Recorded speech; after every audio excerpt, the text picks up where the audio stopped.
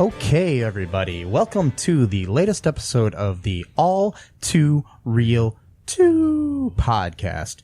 My name is Michael E. Cullen II, and with me, as always, is my co-host, Matthew Haas. How are you doing, Matthew? I am doing very well. That is good. You sound very enthusiastic. I'm very enthusiastic about this movie. Yes. Today, we are covering the 1994 direct-to-video sequel to the 1992 movie Aladdin. The movie, The Return of Jafar. Yes. He's back. He's back. In black. Mm-hmm. Yeah, he kind of wore black. No, he was in red a lot too. Yeah. Red and black. Yes. Back. Anyways, this was the first ever Disney direct-to-video sequel. Of their animated films, at least. And, just come on down. Come on by. Grab a carpet and fly. To another Arabian Night, my friends. Yes. Another Arabian Night. Just like Arabian Days. Something about hotter than hot and something. I don't know the lyrics. Anyways, so this was an animated musical fantasy adventure film, according to Wikipedia. It was produced by Walt Disney Television Animation, which you can tell because the animation is not quite as glorious or good as the 1992 film. What are your initial reactions to this movie right now, Matt, before I go into more details?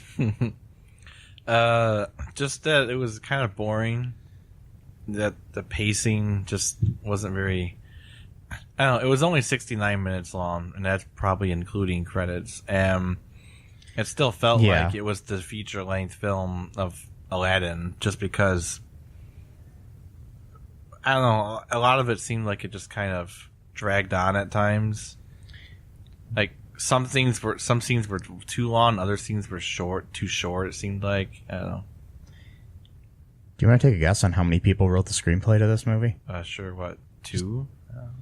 Yeah, you'd think maybe 1, 2, 3, maybe 4. 8 people wrote this movie. Wow. Yes.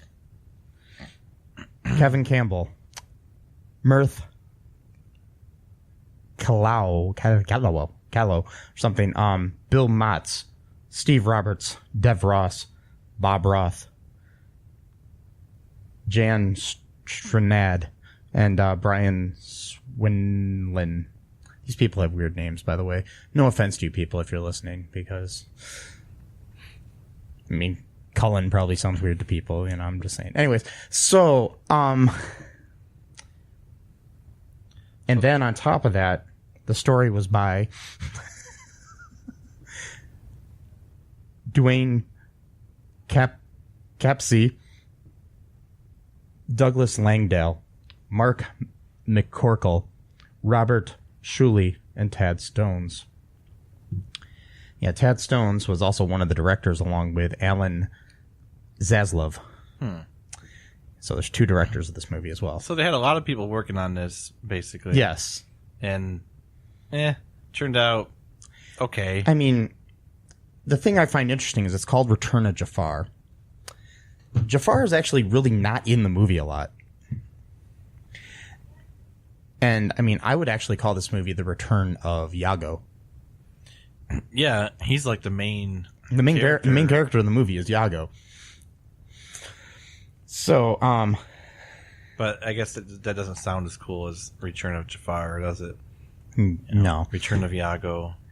And we did have most of the original cast returning, with the exception of the big exception, at least, was the genie is now played by Dan Castellaneta. Castellaneta. Sorry, I cannot say that. Who is better known as Homer Simpson and Krusty the Clown, among other characters on The Simpsons. So yeah, he also did the voice on the animated series Aladdin as well. He does a decent Robin Williams impersonation. He was all right. Yeah, the genie wasn't that bad in this movie. No. He had some funny songs, and you know, his whole like shtick. But you did say something about how he was still wearing the armbands or the wristbands. Yeah, he's still got those, like, you know, those gold cuffs or whatever you want to call them that the genie had taken off at the end of the first movie to symbolize the fact that he was no longer beholden to a master. But now he's got them back on. I don't know if it was a fashion choice in the genie's, you know, idea, or the animators decided, hey, he looks better with them, or what, or both. I think he does, just because when they showed him without him once, it just looked like empty. I don't know, like, it just seemed weird, I guess. Seemed naked. Yeah, that's what it was. So I think they just put it. It's kind of like how like I recently saw that which they're going to fix, that Sonic the Hedgehog trailer, and Sonic doesn't have gloves, and he just looks weird without gloves. I didn't even see the trailer. I just saw that picture, and I'm like, man, that looks messed up. Yeah, you should watch the trailer. It's interesting. Yeah, they've now since said that they are going to reanimate the character. I hope they put gloves on him. Something, yeah, because he needs gloves. But man, this movie, I don't know, man. I'm just not feeling it. No, this movie, it wasn't that it was bad. It's just bland is what it was. It was just, like, okay. I mean, it's worth watching. I mean, it's basically, you can tell it was made by a television animation crew. It was basically the setup for the animated series in a way. But yeah, it's definitely not as enjoyable as the first movie, which is my favorite Disney animated movie. Because you mentioned the score even was like kind of like harkening back to some of the old songs from the first one, but well, I mean, really. You're opening up with like the redo of Arabian Nights right at the beginning, which was the opening to the first movie. It's like they just replayed the song basically. It's like, hey, you know, they do have a lot of original songs, and most of them sung by Gilbert Gottfried as Iago, because, you know, the most beautiful voice in the world is Gilbert Gottfried. Right. Yes. Like you said, if he wasn't in this movie, it would have been like really, really bad. Like, oh yeah, like basically, I don't think I've ever said this in my life. The saving grace of this thing was Gilbert Gottfried, because he was like, well, that's mind you, I do love Gilbert Gottfried, and I mean, I listen to his podcast from time to time. He's hilarious. So, you know, Gilbert, if you're listening, which I hope you are, because that'd be awesome. Please have me on your podcast. Yeah. And you can come on mine too, you know. Love you, brother. Anyways, so, yeah. So basically, the plot of this movie, it takes place a year after the first movie. And Aladdin and Abu have settled into their palace with Princess Jasmine and her father, the Sultan, who is also voiced by a new actor in this movie. I'd look it up, but I don't really care to. Anyways,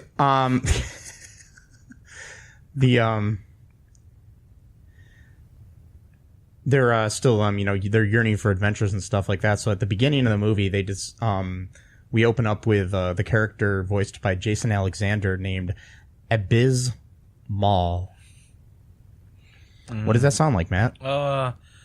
I'm gonna just wager a guess that it means abysmal. Yes. Oh wow. Yes. Yeah, that's very clever. Yes.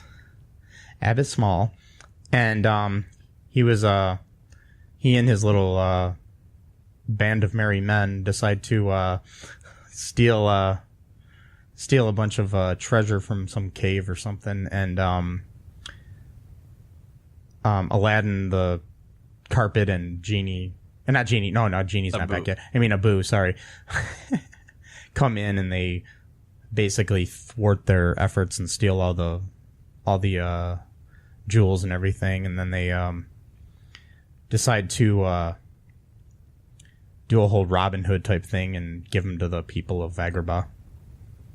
Yep, just throwing coins and treasure down on the streets. On the floor. I mean, the streets and some woman, is like, "Oh, it's a miracle." Like, no, it's not. It was a guy throwing coins from the sky on a magic carpet. Yeah, a magic carpet. It's not miracle. It's just normal stuff. Just normal magic and stuff. Normal magic. So you also had, like, towards the beginning of the movie, you find that Iago has escaped from the lamp that he and Jafar were put into at the end of the previous film. And he throws the lamp down a big well. Right, after having a huge argument, though, with Jafar about, saying that he needs him and all this kind of stuff. And then Iago's like, "No, you need me, actually." I forgot, how did he manage to get out of the lamp? Just because he's smaller? Yeah, probably. And plus, I don't think he was necessarily, like, beholden to it. He was just kind of, like, there because he was Jafar's buddy. Okay. Anyways, I'm just hanging out here with you for a while. Yeah. But after he throws the lamp into the well, Iago returns to Agrabah, and he's singing a big song. He had a big musical number, first big one of the movie, where it's about, basically saying that, I'm gonna be myself and stuff like that, which, is a good uplifting message for people. Like this whole movie. I'm gonna be my trickster self and lie to people and manipulate them and But if that's who you are, be the best trickster that you can be. Exactly. If we've learned anything in life. Yeah, so next, I'm trying to remember what happens next. He like makes himself look all rough to make Aladdin feel sorry for him. So he puts a bunch of dirt all over his feathers and was like crawling around like he's because he sees Al and Abu, and he gives him like some sob story about how he was enchanted by Jafar's like magic staff or whatever to like hypnotize him or whatever to become evil, even though he was already did it of his own free will. Yeah, he was already his partner, I think, before that. And then Aladdin, he's like, he feels sorry for him. Well, not really, because at first he's skeptical and he wants to like beat him up, but then Abu Small and his gang show up right at that moment too, right? Yeah. Then they get into a fight, and then Iago, I guess, saves Aladdin. So now Aladdin feels like, he's beholden now to Iago for saving his life. So he's gonna try to convince the Sultan that he's a good guy. He didn't really mean to betray him. It was just because Jafar threatened him or also hypnotized him or whatever. So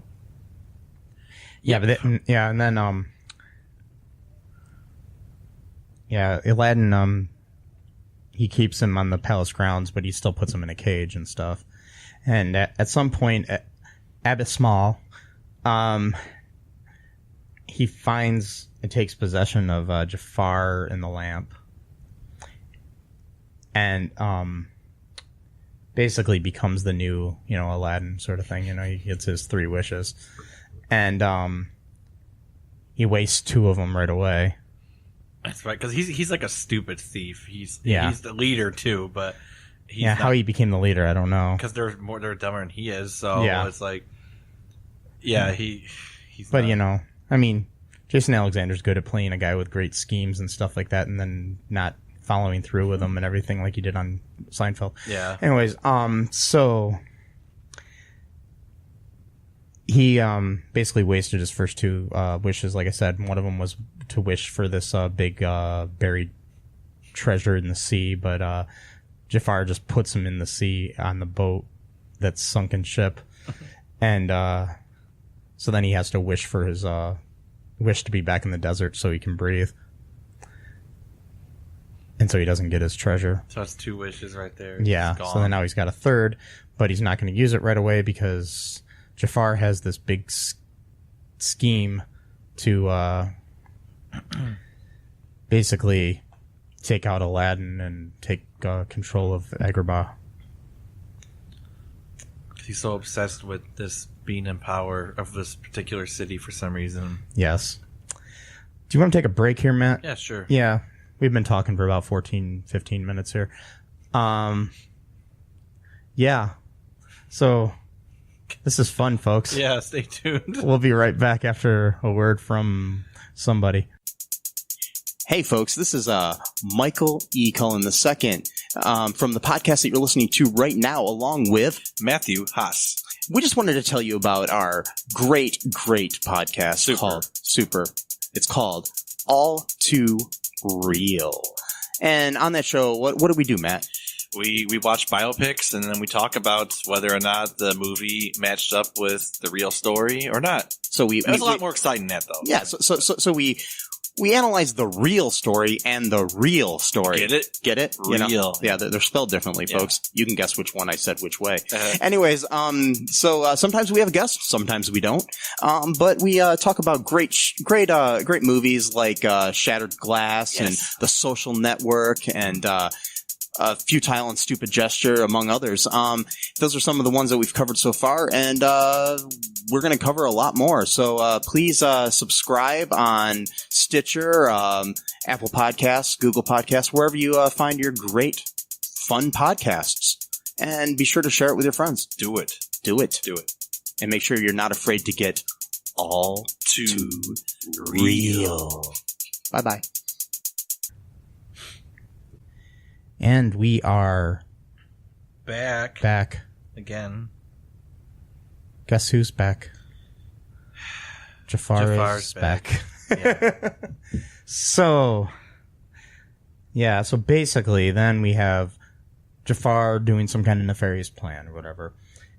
At some point, I'm kind of speeding through this here a little bit here now. At some point, the genie comes back with a nice little musical number talking about how he traveled everywhere from the Rio Grande to China and whatnot.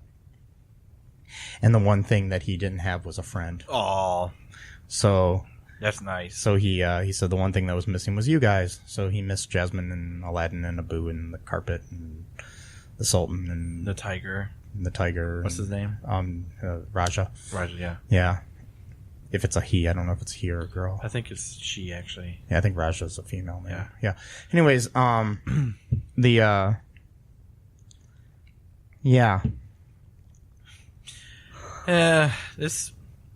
This movie's so much fun. I'm trying to remember. It's like I didn't hate the movie because we were talking through it at some point. Yeah, so we might have missed a few things, but I do remember the bit. Okay, so brass tacks. So basically, I think what happens is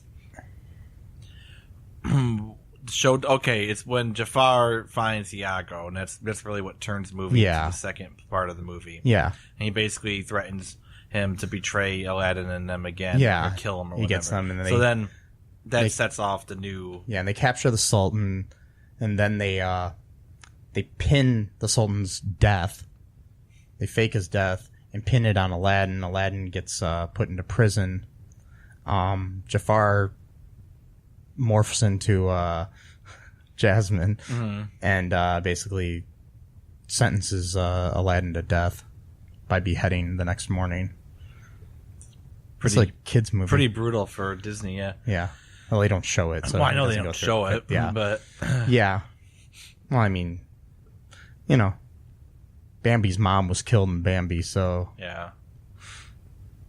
You know, Disney's not one to shy away from death. True. But beheading is his own special, I think. Yeah. Creepy form of... Yeah, this was 1994, though, so beheading wasn't as bad back then. Anyways, just joking. It wasn't as bad. It didn't hurt as much. was before ISIS, so Yeah. it wasn't as bad. It wasn't as bad of beheading. Oh, I'm going to God. hell. Anyways, the so yeah. Anyways, Jafar is. I mean, not Jafar. Yago's feeling bad about helping Jafar. He ends up rescuing them all by breaking open this thing that the genie's caught in, like this crystal ball sort of thing that he's inside of. Oh yeah, that's right. Yeah, he drops it and breaks it open, and then the genie saves Aladdin at the last minute. Yeah. Before his head is chopped off. What were you saying too? Like, he's a effing bird. Can he just pick it up? And Yeah, because he kept trying to pick it up, and he was picking it up like with his wings and trying to drop it. And I'm like, from the ledge he was on, and I'm like, you're a bird. You can fly. Pick it up with your freaking feet. And drop it. And then he does that. Yeah, finally. Yeah. After several attempts, and he wasn't able to. So anyways, Iago frees them or whatever, and helps. And then there's a big battle basically between Jafar and everybody, and they're trying to get the lamp away from him because Abismal still has one wish left of his 3 wishes, and Jafar is trying to convince him to wish him free, kind of like the genie did in the first movie. Anyways, but Abismal doesn't want to do that because he's like, hey, I want treasures and stuff like that. So Jafar gives him a bunch of treasures, including that ship that he was in earlier, and takes him. He says, well, but how do I know that you're not going to take all this away once I wish you free? And, blah, blah, blah. And so, he's maybe not that stupid, and I'm just saying. Well, when it comes, I think when it comes to money, it might click a little, like, wait a minute, but normally I'm going to get screwed. And well, it's a good point because if he didn't wish for it, he could conjure all that stuff up, and that might just be like an illusion type of thing. Yeah. It might not be real. So basically, with a wish, you've kind of got a contract. Right. It's like... And even if he decided to not take it away from him, it might still disappear anyway, which Jafar probably would take it away just on purpose, just to be an asshole. But yeah, basically, it's like if you're an actor or any kind of talent, work with a contract, because if you don't have a contract, then the people don't necessarily have to pay you. Anyways, right. I'm not saying this from personal experience or anything. From being a assistant director and other things on films and acting in them, no, and never getting paid. Anyways, so we're gonna this is just my personal experience, folks. Anyways, Jafar. Anyways, so there's a basic little war between the two of them and everything, and they're trying to get the lamp, and they keep having things get in their way, so they can't get the lamp. Conveniently, stuff falls in front of them as somebody tries to grab the lamp, and blah blah blah, and lava is involved. Yeah, somehow Jafar wishes lava or something, or not wishes, but produces nice little cracks in the earth and lava underneath. And he also turns carpet into like a board. Yeah. Like a wooden board. And eventually, Iago gets the lamp and tries to save the day, which he ends up doing because he throws the lamp into the lava. Yeah. And the lamp disintegrates, and then Jafar somehow turns into fireworks or something. Yeah, somehow that killed Jafar, as far as we know. Killed Jafar just because the lamp was destroyed, which I didn't know that was one of the rules of magic in Aladdin, that as long as you destroy the lamp, that you would also destroy the person that's attached to it. I guess it kind of makes sense, because if your magic is conjoined to that device, then... Plus, Disney has its own little rules about these things, because, the whole 3 wishes thing was created by by Disney anyways. So well, that raises the stakes. I mean, if you have a thing unlimited, that's like so there's nothing you can ever do wrong. Yeah. Like, oh, I wish. Well, that thing sucked. I didn't mean to do that. All right, unwish that, and I mean, there's no. Yeah. You know what I mean? Like, it's like, yeah, I wish my living room was painted pink. Oh no, I don't like pink. Okay, I want it blue. You know, no. Yeah. So yeah, they kind of needed that. Mm-hmm. But anyways, so then they're all free, and the Sultan. The other thing, the Sultan has been trying to make Aladdin his vizier, his royal vizier, his number one advisor, and but Aladdin doesn't want it, and Iago's like, "Why don't you want it?" You know, and so basically, what the reason is because he wanted to see the world, and so then Jasmine and him decide to go see the world together. Yeah. And they kiss, and we have a happy ending. They kissed, right, or something? I think. I don't know. I think they kissed. Yeah. That kind of reminded me too about when you talked about characters or whatever. Yeah. I think I mentioned this last time when we tried to watch it last time. At first, it almost seemed like Jasmine had like a completely different personality than she did in the first movie. Yeah, she was all like giddy and like like in the first movie, she was much more like, I'm independent, but then she went back into that as the movie progressed. So I mean, it could be at the first because she was kind of giddy and stuff because she's in love, and it's like more of the whole like, oh, it's my boyfriend. Being all stuff like that. But I mean, I will say that this and the other movie really don't pass what they call the Bechdel test when it comes to like women's the Bechdel test, which is it's a thing. I can't remember. There's this psychologist or something that created this. Her last name was Bechdel, and it's basically a test where you can apply it to any kind of media. And in the media, there has to be a scene, at least one scene in the movie, especially if it's a movie or something, or the TV episode or whatever, or the book, where there are two identified women with names who talk to each other about something other than a guy. Wow. You'd be surprised at how many things do not pass this. Really? Yeah, like probably about 80% of films out there don't pass this. Yeah. Like they could be talking about homework or something or anything. Anything. And then, other than a guy. Wow. But there's a lot of movies, books, and TV shows where the only conversations that two women ever have together, they're talking about a man. Okay, what if it just casually comes up while they're talking about something else? Does that count?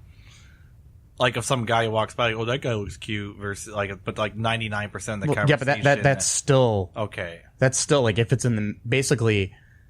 It depends. Like there's this podcast I listen to sometimes called the Bechdel Cast, where they actually talk about movies and dissect this. I highly recommend that cast. Anyways, it's from the Stuff Network, the iHeartRadio's own Stuff Network. Anyways, they called the Bechdel Cast, and they talk about it and everything. And it's just like the way they limit it too is that there has to be at least like I think like 2 lines of dialogue between two women that with names with names, because it can't be like say there's a main female character talking to a banker who doesn't have a name. Can't be like a cutaway scene either. Yeah, it's got to be like someone that's actually in the movie. And I mean, it doesn't necessarily even have to be a main character, but as long as they have a name, it can't be like teller number 1. Oh right, okay. And their character doesn't have a name, but if like, hey, that's Tina or whatever. Yeah. Okay. Then so the way that they do that is but they basically analyze these movies to see if it passes that, and then they also analyze a lot of the whole like sexual tropes and things like that in the movies. But yeah, it's just interesting because this movie, they did do an episode about the original Aladdin, which was really kind of interesting to listen to, and I highly recommend it. But basically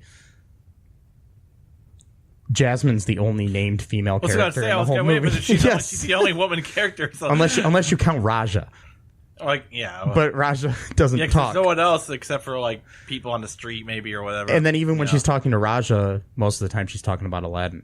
Oh, really? Or something, or her dad, or something, some guy.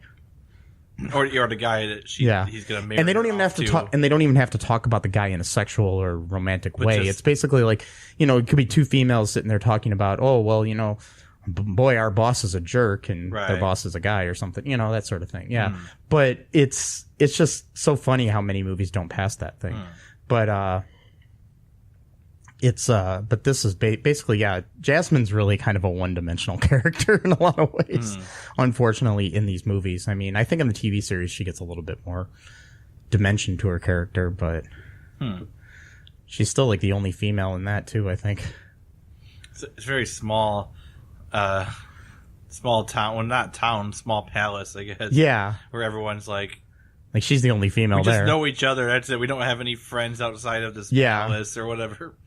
I mean, it's like even in the development of the original movie, Aladdin had a mom, and they cut her out.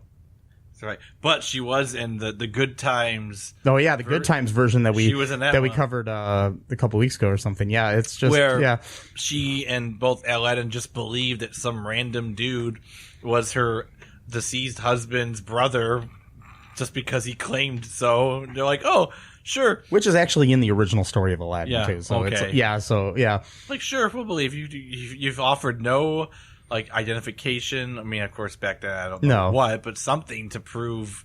Yes. I don't know, whatever. Something like a lineage thing or whatever. I don't know. Some way to prove that you knew her brother. I could just show up anywhere and just be like, I was your husband's brother. Yeah. Can I hang out here and just eat dinner? I mean...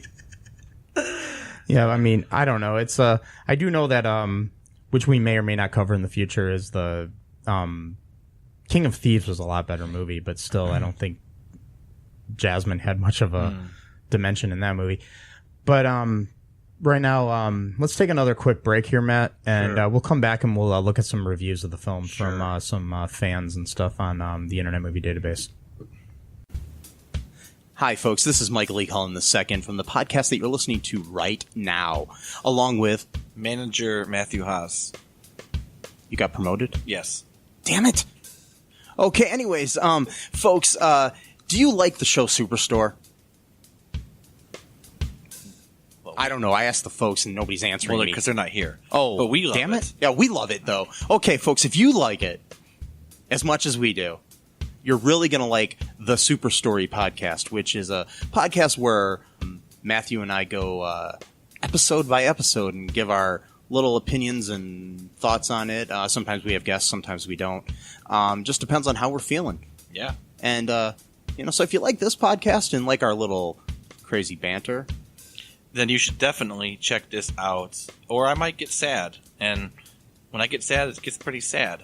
So I can't deal with him when he's sad. Yeah, no one can really. So So check out Super Story Podcast right here where you get this podcast, Super Story Podcast. And we are back. I hope you enjoyed those products and or services or ads for another podcast of some sort or whatever the hell it was. Yeah. Probably an ad for another podcast. Anyways, maybe it's an ad for a magic carpet. Oh. Did we get them as a sponsor yet? You get it? What? The magic carpet people? Do they make magic carpets? I don't know. I mean, if they're out there and you want to sponsor us, you can feel free to contact us. My email is mike@cullenpark.com. And I want a magic carpet. Yeah. I mean, it'd be cool if they, because a lot of these podcasts have like they've got like mattresses that sponsor them. Right. Yeah, a lot of them like those mattresses that can come in the mail and stuff. I think it's because a lot of people listen to podcasts while laying down on mattresses. Yeah, and so they're like, "Oh, this mattress sucks. I might as well order a new one." But have you ever thought about it? Like, I have a carpet in my living room. I'm looking at it right now because I'm recording in my house. By the way, anyways, so I'm looking at the carpet, and I was like, "Man, if that could fly."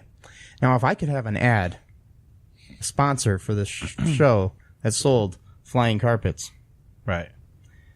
If you're out there, I would love that because that'd be awesome. I would be. I'll tell you what, though, if they're not out there, I'll do what I can to enchant that carpet to become a magic carpet. Does it hurt that I bought it on clearance? Doesn't help. Doesn't help. Okay. Just curious. And then it's not like a Persian rug or anything. It's just like a little bit more tinkering to make it work out. I think it was Mainstay's Walmart brand carpet. I'm just wondering if that matters. So, anyways. And the good people at Mainstays, if you would like to sponsor our show, we'll take that too. Not disparaging the clearance Mainstays carpet that I have in my living room.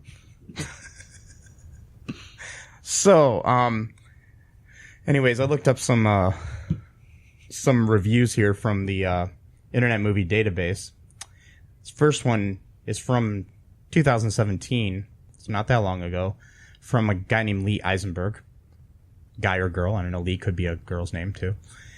And I want to read it just because I liked the title of the review. It's a Jafar cry from the original. Such a horrible. Anyways, Disney's Aladdin was one of the most lively animated features ever, thanks to Robin Williams' wacky performance as the genie. So it's no surprise that without Williams, the straight-to-video sequel is a far inferior quality. But even if Williams had participated, it wouldn't have helped much. The whole movie is an uninspired excuse to make money. Truth is, had Williams provided the voice, it probably would have hurt his career. The movie might entertain the tykes for its running time, but I doubt it that anyone over the age of 12 will enjoy it. Not worth your time, all in capital letters. On the subject of Agrabah, there was a poll a year or two ago, and a large number of people said that they supported the bombing of Agrabah, not realizing that it's a fictional city. That had nothing to do with the movie, but they decided to add that into their review. I don't know. Wow. Okay, the next one I'm reading here, Matt, is from August of 2004. It's Les Mis Lover. Les Mis Lover, sorry. I just realized what that meant. I was like, okay, Les Mis Lover. I was reading it Les Mis Lover. I was like, what the fuck does that mean? But the headline to their thing is I can't recommend this. At first I thought it says I can't remember this. I'm like, I could see that too, because it's kind of a forgettable plot. Yeah, I'm like, kind of forgot everything. Yeah. It's like that, they used to say about Chinese food where like an hour later you're hungry. This is kind of how you feel about this movie. It's like an hour later you're like, did I watch a movie? Right. This is Disney milking Aladdin fans for money. This is a terrible film, and I cannot recommend it to any fans of the original. The animation is poor, the plot is stupid, and it doesn't make sense. No Robin Williams, no humor. Iago turns into a protagonist. Give me a break. What nonsense. There are many mistakes in the animation. Yeah, I noticed that too. There was like a scene where there was like this vase with these flowers and this golden little flower that Aladdin got. Yeah, the number of flowers in the vase changed from 2 to 1 to none to 2 again to 1 again to none to the little like ruby thing that was made to look like a flower. Yeah, it was very bad. Yeah. It says this never went to the theaters, so it has no quality. That doesn't necessarily mean anything, because there's plenty of movies that go direct to video that have great quality. Yeah. But this was 2004. Like Big Fat Liar 2, Bigger, fatter liar, that is. Yeah. Anyways, the whole plot is stupid and isn't worth watching. We own the tape, but have not watched it in approximately 8 years because it stunk so much. Get the original Aladdin when it comes out on DVD. Yeah, which was quite a while ago, because this is like 2004 or whatever. It's much better than this garbage. Don't waste your time. Yeah. Interesting review. Okay, the next one I read is actually going to be a good review here, Matt. Ready for this? Mm-hmm. Okay, it's from Jander1 back in June of 2000. So 19 years ago.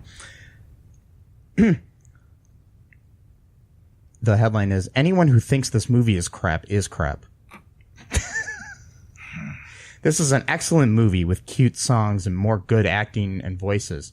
Despite the fact that Robin Williams does not do the voice of the genie, it is still a cute movie and good to show your children. Also, it teaches some good morals about friendship and love and should not be criticized. Just because it's not a stupid horror movie or some stupid movie like Snow White does not mean it is not an excellent movie to most people and children.